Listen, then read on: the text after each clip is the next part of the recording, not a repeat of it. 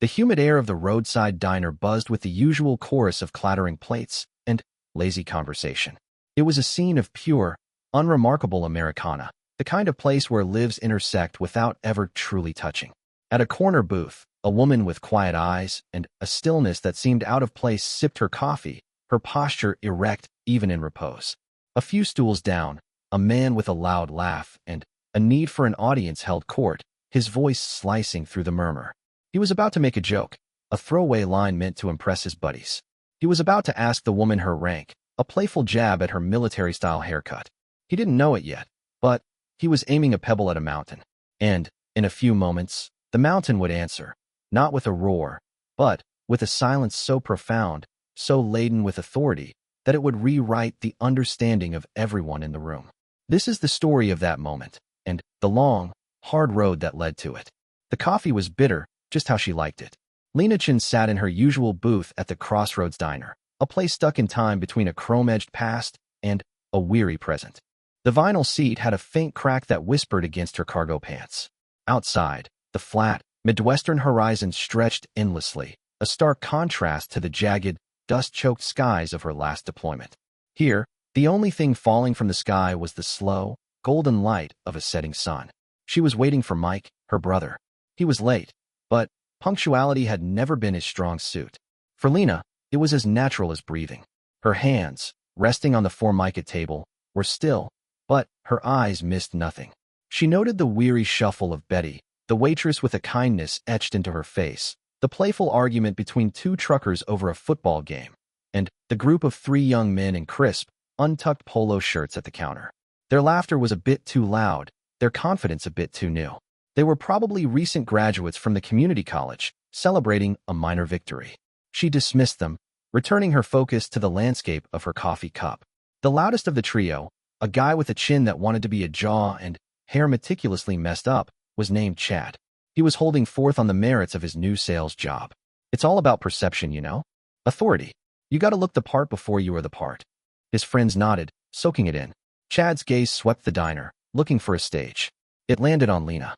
He took in her short, practical haircut, the straight-backed way she sat, the subdued olive green of her shirt.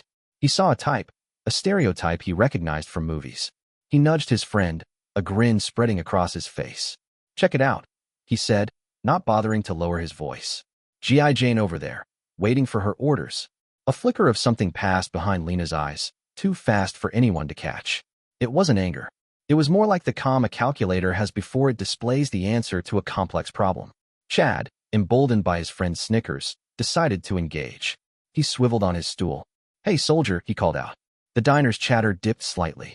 Betty paused, a pot of coffee in her hand, her expression tightening. Lena turned her head slowly, her gaze meeting his.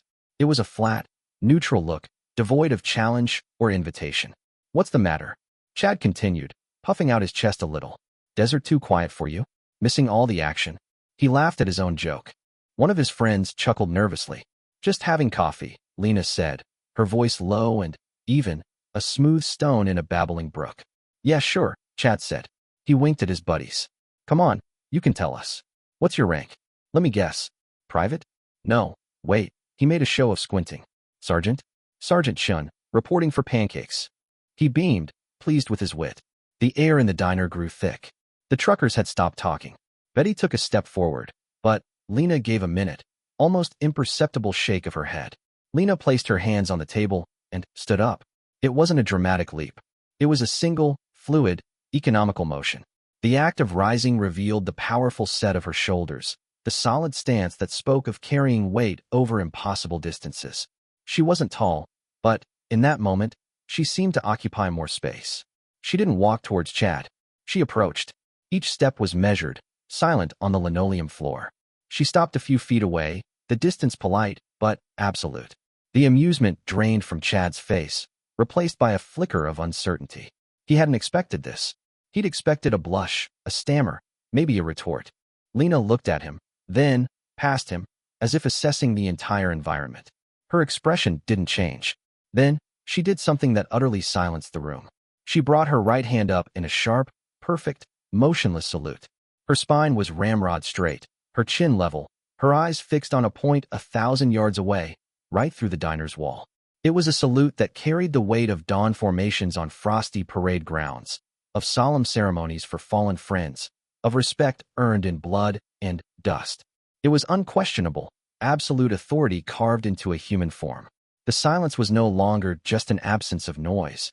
It was a physical presence. Chad's mouth hung open. His friend stared, frozen. Betty's hand went to her heart. One of the truckers slowly removed his cap. For 5 endless seconds, she held the salute. It wasn't for Chad. It was for the institution, the commitment, the life he was mocking. It was a silent, devastating correction. Then, with the same precision, she lowered her hand.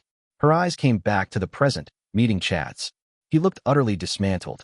"Captain," she said, the single word clear and final as a judge's gavel. "Captain Lena Chun, United States Army Special Forces." She didn't wait for a response. She turned on her heel, walked back to her booth, picked up a $5 bill from the table, and placed it gently under her coffee cup.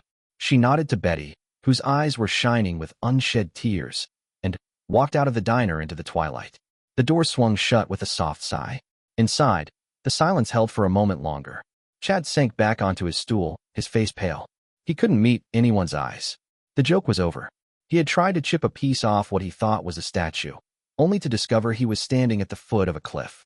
The man with the loud laugh had been shut down not by a louder shout, but by the most profound quiet he had ever experienced. The story of how that quiet was forged, however, was just beginning.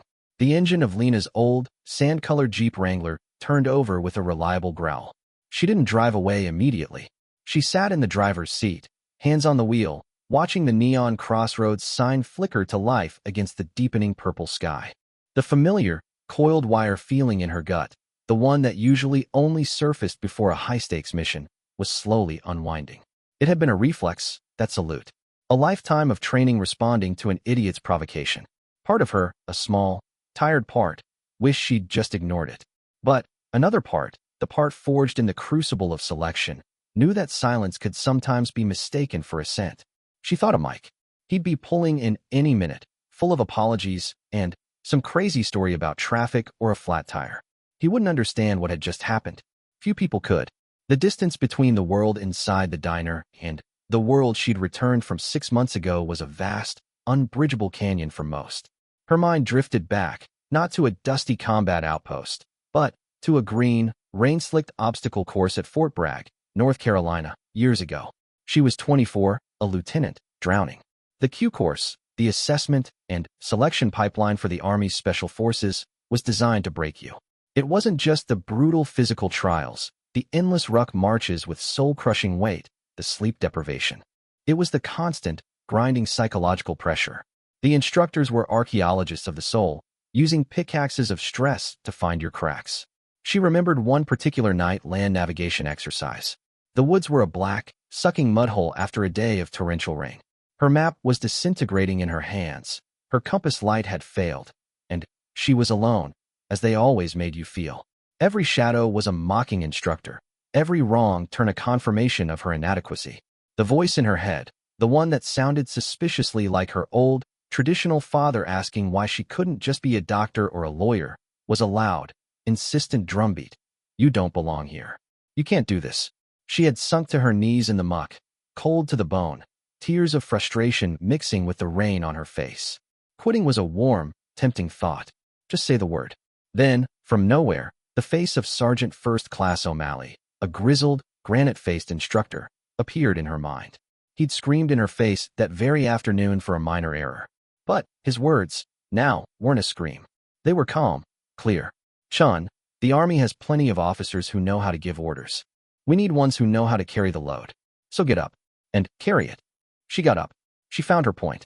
She finished the exercise, one of the last to stagger in, but she finished. That was the lesson. It was never about being the fastest or the strongest. It was about being the last one to give up. It was about carrying the load when every muscle and nerve begged you to drop it. The beep of a horn jerked her back to the present. Mike's beat-up sedan pulled in beside her, his grinning face appearing in the window. Sorry. Got totally sidetracked." "You won't believe what happened." Lena smiled, a real one that softened the edges of her eyes. "Tell me inside. I think I need a second cup." Back in the diner, the atmosphere had returned to normal, but a charged residue remained. Chad and his friends were gone, their half-eaten meals left behind. The truckers nodded to her with a new respect as she walked back in with Mike. Betty practically flew over with a fresh pot of coffee and a slice of pie. On the house, honey. Mike, oblivious, launched into his tale of a misplaced keys saga. Lena listened, adding nods and smiles in the right places, a master of reintegrating into a world where problems were small and solvable.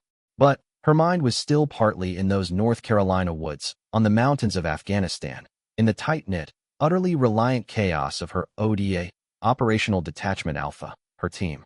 She remembered the first time she truly led, not in training, but in the ambiguous, gray haze of a real mission. Their job was to train a local militia, but intel suggested a high-value target was moving through the area. It was a tense, delicate dance of diplomacy and potential violence. One of her younger sergeants, a weapons expert named Ruiz, had gotten into a heated, almost come-to-blows argument with the local militia commander over tactics. Cultural tensions were about to boil over and blow the entire mission. Lieutenant Chun had stepped in. She didn't pull rank. She didn't shout. She listened to both men, her calm a counterpoint to their fury. Then, she reframed the problem, finding a compromise that honored the militia leader's knowledge of the terrain and Ruiz's expertise in security. She spoke in low, steady tones, her authority emanating not from her bars, but from her competence and her palpable concern for the safety of everyone involved. The conflict dissolved. The mission proceeded. Later, Ruiz had come to her, embarrassed. Sorry, Cap lost my cool. She just clapped him on the shoulder. We got the job done, Sergeant. That's all that matters. That was her rank. It wasn't a badge for her collar. It was a trust placed in her by the Army, and, more importantly, by the men on her team. It was the responsibility to make impossible decisions with incomplete information, to bring everyone home, to be the steady hand when everything was falling apart. It was the weight of the lives of others, a weight she had chosen to carry every single day. Mike finished his story. So, what did I miss? He asked, shoveling a forkful of pie into his mouth. Lena looked out the window at the darkening plain. Not much, she said softly. Just a reminder of where I've been. The incident at the diner didn't stay contained within its four walls. In a small town, stories like that have legs. Betty told her husband, who told his buddy at the hardware store. One of the truckers posted a vague but awestruck message on a veterans forum. Saw a real one today. Some punk learned a hard lesson about respect. The story morphed and grew, finding its way onto local social media groups. It was tagged, #dinner-salute, #captainchen, #special forces. By the next afternoon, Lena's phone, usually a quiet device, began to buzz. First, it was a text from an old teammate, Ruiz. Heard you're putting on shows for civilians now. Cap O'Malley would be proud. Too bad you didn't put the kid in the dirt. She smiled at the dark humor. Then came a call from a number with a Virginia area code. Colonel James Wicks, her former battalion commander, now retired, and serving on the board of a nonprofit supporting special operations veterans. Chun, his voice was a warm, gravelly rumble. I hear you're making waves at pancake houses. Sir, she said, a hint of chagrin in her voice. It was unintentional. Unintentional acts of leadership are still leadership, he replied. Listen, the reason I'm calling. That story's got traction. The public, they see the uniforms, the gear in the movies, but they don't understand the person inside it. The years of grind. The sacrifice. The nonprofit is hosting a community outreach event next month in Chicago. A meet and greet, panel discussion sort of thing. We want real stories, not polished PR. We want you to be on the panel. Lena was silent. Public speaking was part of an officer's duty, but this felt different. This was peeling back the curtain, offering up pieces of her past for public consumption. Sir, I'm not sure I'm the right. You're exactly right, Wicks interrupted gently. You're not a poster child. You're a soldier who had a very human reaction to disrespect, a reaction that came from a place most people will never see. That's what we need. Think about it. As she hung up, another wave of memory hit, this one darker, heavier. It was the memory that followed every veteran home, the one that sat in the quiet corners of the night. The failed mission. Not every story had a clean ending. There was a village, a tip that turned out to be tragically wrong, a chaotic firefight in narrow alleyways, and a young medic, Corporal Tim Doc Hendricks, who took a piece of shrapnel meant for a local child he was shielding. They'd medevaced him out, the bird lifting into a hostile sky, and Lena had never felt more powerless, watching the life signs of one of her men fade as the mountains swallowed the helicopter. Doc had survived, but lost a leg. The medal she received for that action felt like a cold, heavy stone.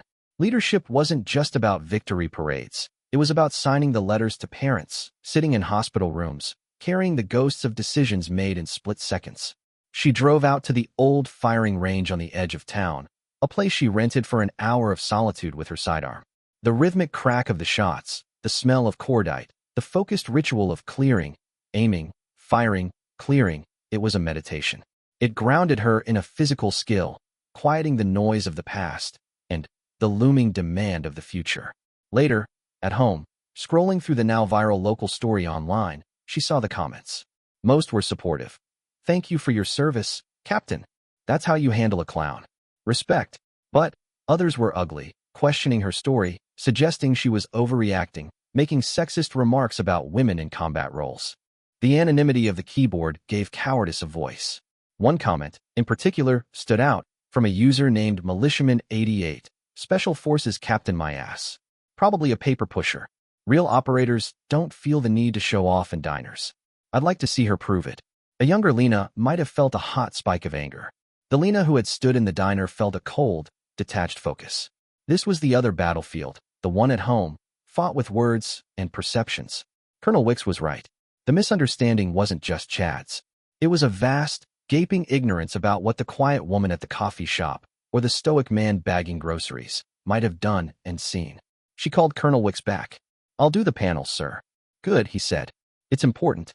"But," Lena added, her voice firm, "I tell it my way. The whole way.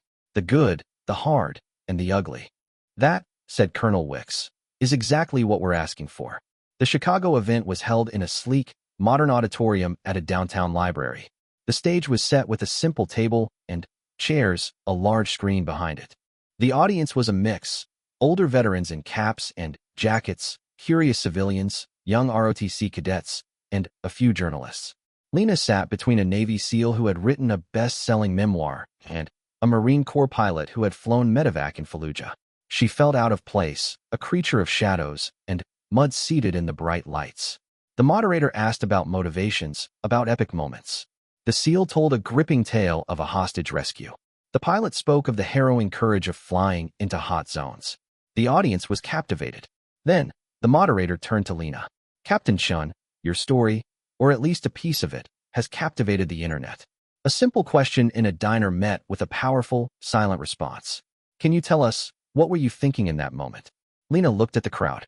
She saw eager faces, skeptical faces, faces waiting for a war story. She leaned into the microphone, her voice quieter than the others had been, forcing the room to listen carefully. "I was thinking about Sergeant O'Malley," she began. She didn't talk about firefights. She talked about the mud. She described the soul-crushing exhaustion of the Q course, the voice in her head telling her to quit. She talked about the lesson of carrying the load. "The rank," she said, "it isn't about the salute people see. It's about earning the right to have your teammates' backs and knowing they have yours. It's about being the person who doesn't drop the load, even when it's a person, and they're bleeding out in your arms." She spoke about Doc Hendricks. She described the cacophony of the alleyway, the dust, the smell, the weight of him as they dragged him to cover, the frantic, futile pressure on a wound that wouldn't stop. She described the sound of the medevac fading, and the longer, more terrible silence that followed. "You carry that," she said, her eyes glistening but her voice steady. "The medal they give you is for the action, but the weight you carry forever is for the man you couldn't bring home whole. That's the cost. That's what the uniform covers." The auditorium was utterly silent.